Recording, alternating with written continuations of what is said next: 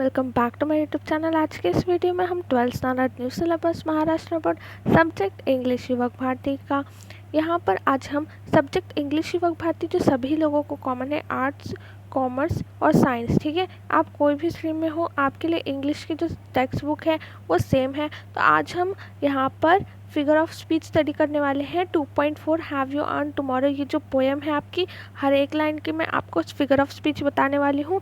और अगर जिसने भी पहले प्रीवियस वीडियोस नहीं देखी हैं तो मैंने 2.1, 2.2 और 2.3 ये सारी जो पोएम है आपकी, song of the open road, Indian weavers, the Inchcape rock, ये सारी की सारी जो पोएम है इसकी मैंने आपको अपलोड कर दी है figure of speech.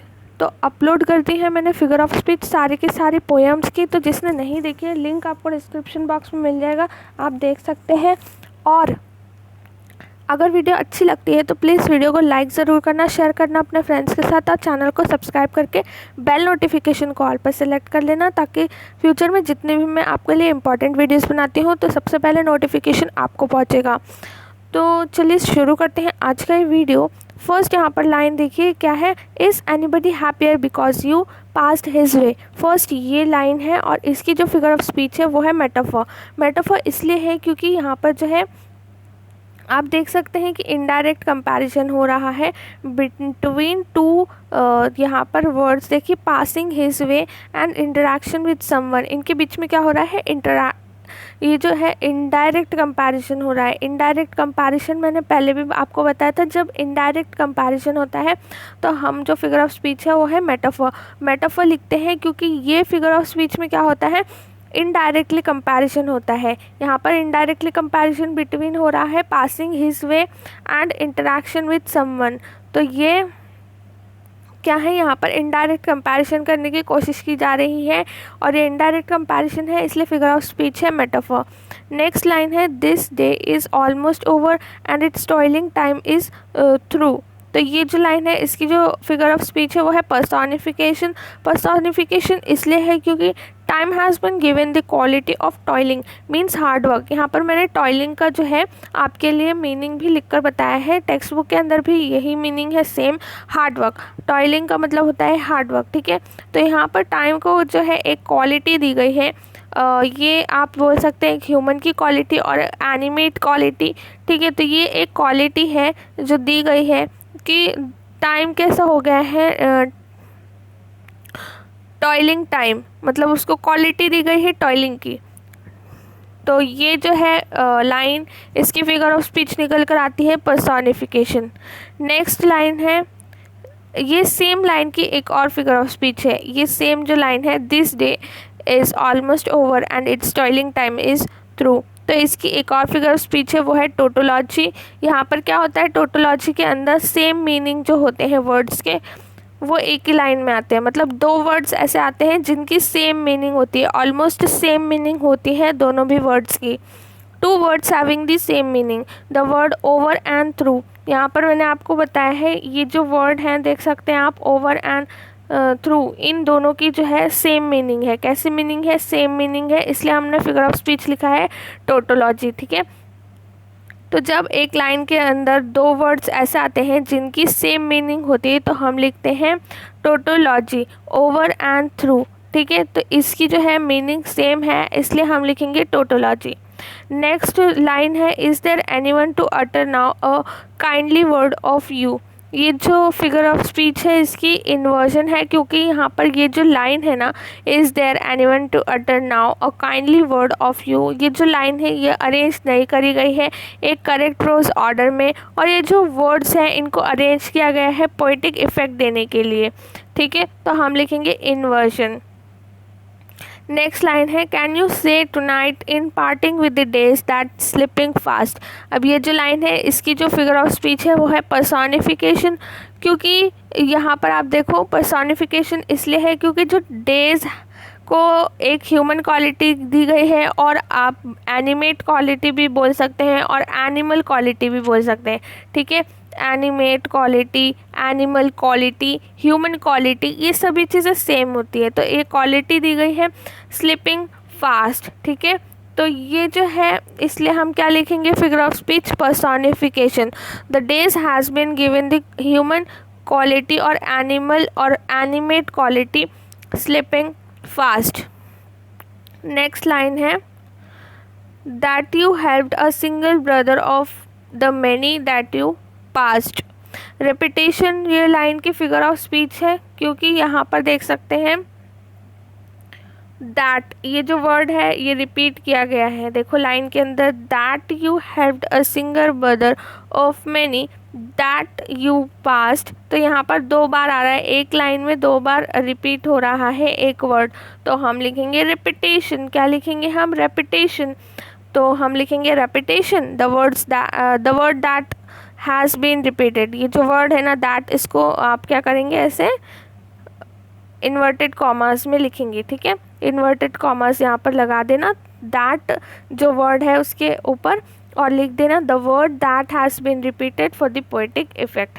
Next line है is a single heart rejoicing over what you did और सेड। यहाँ पर आप सिनेक्टिक लिखेंगे the whole person is rejoicing. यहाँ पर पूरा का पूरा वर्ड जो पर्सन है ना वो रिजॉइस कर रहा है, ओनली हार्ट नहीं, ठीक है। और लाइन के अंदर क्या लिखा है? Is a single heart rejoicing over what you did और सेड, तो हम लिखेंगे the whole person is rejoicing not only the heart, ठीक है। नेक्स्ट लाइन है does a man whose hopes were fading now with courage look ahead। अब ये जो लाइन है इसकी जो फिगर ऑफ स्पीच है वो है इन्वर्शन। इन्वर्शन इसलिए है क्योंकि जो वर्ड्स हैं इस लाइन में वो अरेंज नहीं करे गए हैं करेक्ट प्रोज ऑर्डर में। The words are arrange for the poetic effect. Poetic effect के लिए इन्होंने क्या किया है, थोड़ा सा आगे पीछे किए हैं, लेकिन ये जो है वर्ड्स इनको करेक्ट जो प्रोज ऑर्डर होता है ना उसमें नहीं किया है। इन्होंने पोएटिक इफेक्ट देने के लिए क्या किया है, लाइन में वर्ड्स को अरेंज्ड अलग ढंग से किया है, ठीक है। तो मैंने एक्सप्लेनेशन लिखा है, वो एक्सप्लेनेशन आपको लिखना है, यहाँ पर स्क्रीन पर आपको दिख रहा है। नेक्स्ट लाइन है डिड यू वेस्ट डे और lose it was it well और सोरली स्पेंट। यहाँ पर हम लिखेंगे एंटीथेसिस। एंटीथेसिस इसलिए लिखेंगे क्योंकि ये जो लाइन है इसमें आप देख सकते हैं कि जो ऑपोजिट वर्ड्स हैं यूज़ किए गए हैं इस लाइन के अंदर, वेल एंड सोरली, इन दोनों का मीनिंग एक दूसरे से ऑपोजिट होता है, दोनों भी वर्ड ऑपोजिट वर्ड्स हैं, ठीक है। वेल एंड सोरली ये जो 2 वर्ड हैं ये ऑपोजिट वर्ड्स है, इसलिए हम फिगर ऑफ स्पीच लिखेंगे एंटीथेसिस। हम फिगर ऑफ स्पीच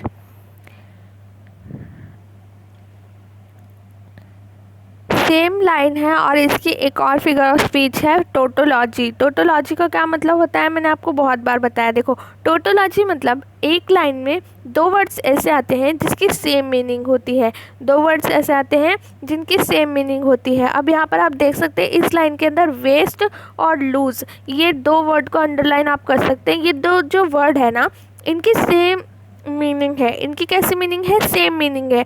वेस्ट का मतलब और लूज का मतलब इस लाइन के अंदर सेम आ रहा है। ये लाइन है ना डिड यू वेस्ट डे और लूज इट, इन दोनों का मीनिंग निकल कर सेम आ रहा है, मतलब इस पोएम के अंदर, ठीक है, इस पोएम के अंदर इनका जो मीनिंग है वो सेम मीनिंग आ रहा है, ठीक है। और ये जो लाइन है इसके अंदर इनका मीनिंग सेम आ रहा है, तो हम लिखेंगे टोटोलॉजी। टोटोलॉजी लिखेंगे और आगे लिखेंगे same meaning words are used और in the same line words are used in the line waste and lose having the same meaning. आप यहाँ पर ये वाला मत लिखना, आप यहाँ से यहाँ तक लिखना, ठीक है, ये ज़्यादा हो जाएगा। Words are used in the line waste and lose having the same meaning, ये वाला आप लिखना, ठीक है। मैंने आपको यहाँ पर ब्रैकेट बनाया है जहाँ से वहाँ से आपको लिखना है, ठीक है। वर्ड्स से लिखना है और यहाँ मीनिंग तक लिखना है, ठीक है। सबको यहाँ तक ही लिखना है। Words are used in the line waste and lose having the same meaning और टोटोलॉजी आपको फिगर ऑफ स्पीच लिखना है। और यहाँ पर मैंने आपको अंडरलाइन ये ब्रैकेट्स करके दिए हैं, यहाँ से ही लिखना है आपको। नेक्स्ट लाइन है did you leave a trail of kindness और अ स्कार ऑफ डिसकंटेंट। अब आप लिखेंगे यहाँ पर figure of speech metaphor. Metaphor इसलिए क्योंकि यहाँ पर इनडायरेक्टली कंपैरिजन किया जा रहा है स्कार के साथ, ठीक है, इनडायरेक्टली कंपैरिजन हो रहा है।